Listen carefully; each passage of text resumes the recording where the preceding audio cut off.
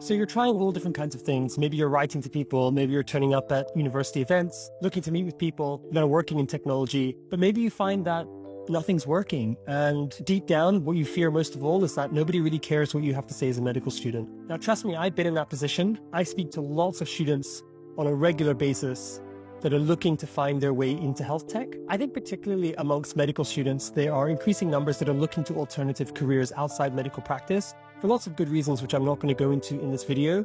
And health tech is an obvious one. Technology companies are changing the face of our lives. They're changing everything from how we communicate to how we access care, and even now, how we actually treat our patients as doctors. In this video, I'm going to talk through 10 things that you can do as a medical student starting today to increase your chances of breaking into health tech or med tech. The first suggestions are things you can do in your day job as a medical student. Think of this as things you can do as part of your course. First of all, you have projects, SSMs, which are special study modules, electives, case studies, audits, things that you might have to do actually as part of your curriculum. Think about how you can steer these opportunities towards technology content. So for example, you might want to audit the impact of a certain patient application in your hospital. You might want to do an elective, a period in your training where you get to choose what you spend your time on with a group that's working on technology or with a company. Now, the second suggestion is get to know people in your hospital, in your geography that are working on technology. This might be academic researchers. It might be people that are doing collaborations with tech companies. For example, there's quite a well-known collaboration between DeepMind and researchers at Moorfields Eye Hospital in London. And what I've realized is that it doesn't really matter which medical school you're at. These days, there's always somebody around that's working on tech. Thirdly, just start reading everything you can on the topic. Find publications. I'm not just talking about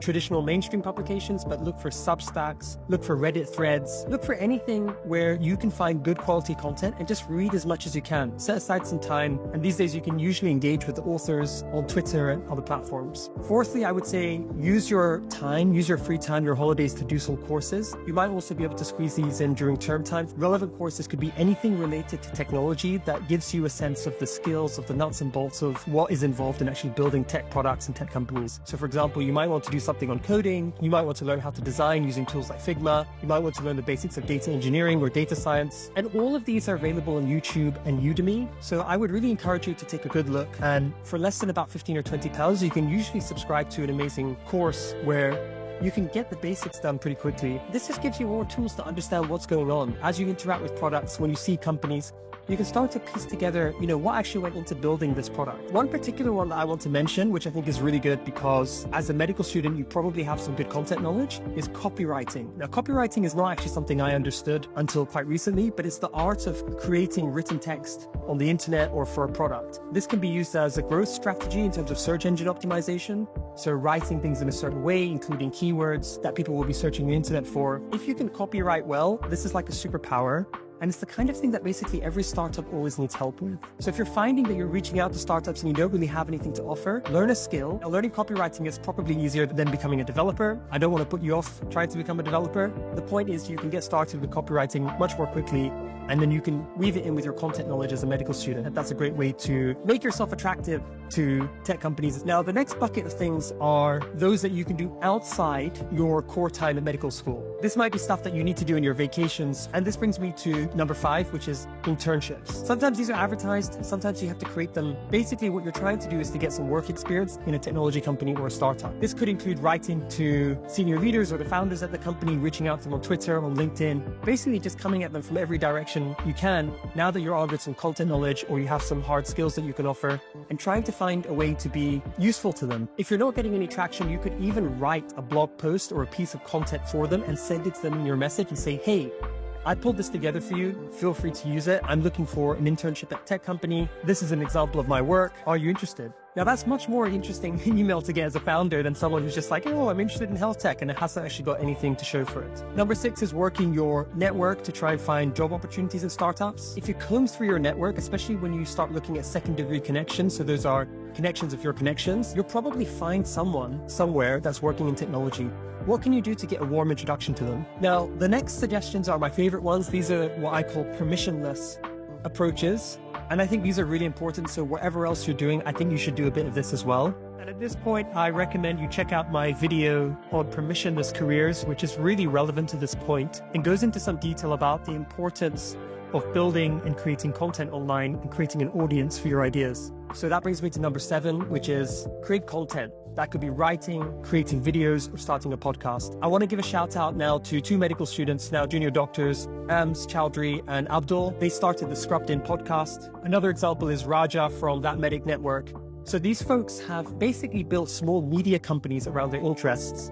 By producing content on a regular basis, they've built an audience, they've started to make loads of friends, they've invited people onto their podcast, they're doing an educational service for the community, and they've sort of established themselves as the go-to people in terms of medical students or junior doctors interested in healthcare and technology. Now, in the case of Abdul and Ams, they've actually turned that now into a startup called Peer, which you should definitely check out. So that just shows how getting early traction in the space through content creation can actually be a great segue to become a founder and start a tech company of your own. And now they will always be able to look back on this chapter of their lives, having been founders, and they will have learned so much. Everything from fundraising to building a team to building a product, launching, growing, and all of the challenges that go with that. And while I'm here, I would just say that actually starting a company is one of the best ways to learn. It's definitely, I would say, one of the hardest things to do. The trade-off with all of that risk and stress is that you learn a ton in the process. Now, number 8 is about building out your network very consciously. So you can use tools like Twitter, LinkedIn. You can even email people if you're wondering how to get their email addresses. Sometimes they're on their company websites, or you can use a service like Hunter to try and predict what people's email addresses are. And the goal here is basically just to reach out to people and to make friends and to make connections. I'm going to draw an analogy here from the world of chemistry. It's been a long time since I studied chemistry.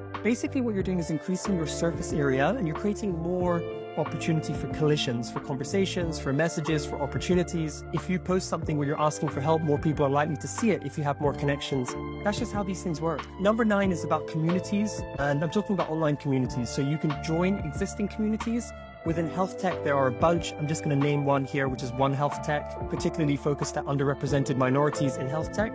But there are tons of them. There are some based in the UK, the US, there are international networks. Join them, get involved, make some friends. It's a great way to build out your network in person. And the last one is just a general point about making friends on the internet. And this doesn't have to be necessarily like professional networking as such, but maybe it's amongst people who are watching this video. How can you find those people on the internet who are working towards the same goals as you? Maybe you can't give each other internships or actual practical supports at the moment that you're looking for. Maybe you're all looking for the same thing.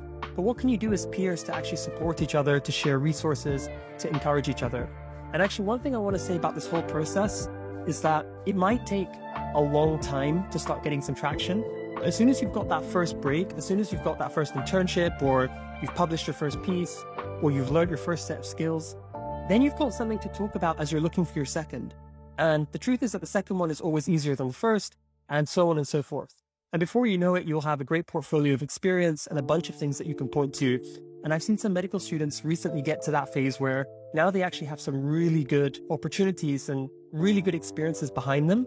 And they're leaning on those, and it's creating more and more opportunity. And I recently published a very short video where I was talking about content creation and the importance of just going long on the process. What I said in that video was, if you're going to commit to something, just do 50 or 100 of whatever it is, and don't stop until you've done those. Basically, the idea is that it's going to be really hard at the beginning. It will take a long time to generate results. But by doing lots and lots of whatever it is, you're giving yourself the best chance of actually getting traction. If you found this useful, hit that like button, subscribe to the channel. I'm going to keep releasing videos on these topics about once a week or so. I would love to hear your thoughts and your questions. If there's something that you're trying, it's not working, you want some help, you want some advice, drop a comment below. I will do my very best to reply to all of those comments. Thank you for watching. Take care, and I wish you the best of luck.